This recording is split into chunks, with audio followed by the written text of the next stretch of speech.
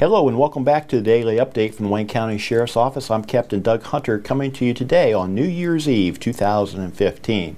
First of all, a quick reminder, I spoke about Wayne and Natasha a few weeks back when we recovered a stolen four-wheeler and some other stolen property and suspected Wayne and Natasha being involved with that case. I asked for them to come in and talk to us, but surprisingly they did not do so. Now, equally as surprising is the fact that they were pulled over last night by Sergeant Peters and Deputy Gramlich for an equipment violation.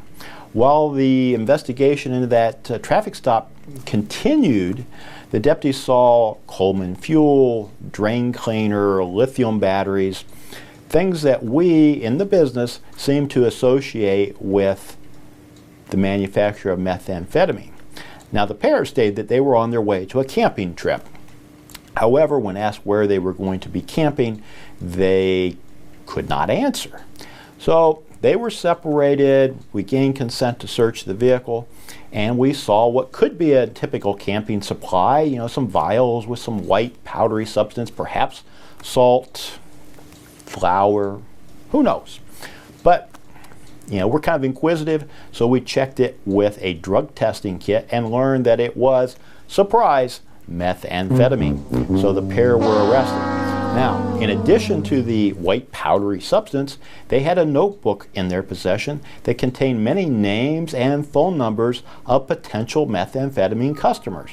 Now, what would cause me to believe that they were methamphetamine customers? I don't know. I've only been doing this for 35 years, but it also had the recipe for methamphetamine, or what you'd think of maybe as instructions on how to make methamphetamine in this notebook. So folks, if your name may have been in this notebook, you might be hearing from us, you might be hearing from the Medway folks, but you can certainly count on hearing from somebody probably relatively soon, or we might just be watching. Who knows? Because in my experience, again, when people are arrested for these types of offenses, they often sing like little songbirds. So if you're associated with the pair and you know who we're talking about, just a little heads up. Now, you can't talk about New Year's Eve without talking about drinking and driving. Unfortunately, a young lady yesterday evening, she was arrested for driving under the influence after Deputy Kaufman spotted the vehicle on Geyers Chapel Road, stopped in the middle of the roadway, and upon the approach of Deputy Kaufman, she learned that the woman appeared to be drunk. Yes, drunk. So she was taken from the car, she was given the roadside sobriety test, and she failed those. And she was arrested and transported to the Justice Center and given another breath test, which she tested over the limit. Now, a quick word about drinking and driving.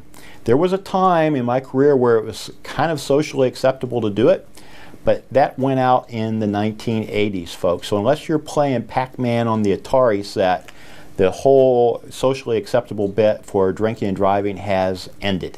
No longer the acceptable thing to do. You know that, I know that.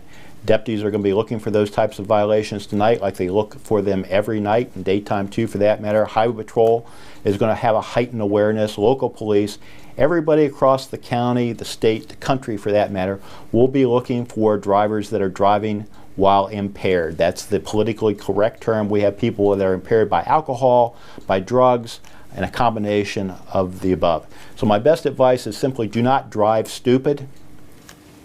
Be straight when you're driving, and things will be good. So until next time, stay safe.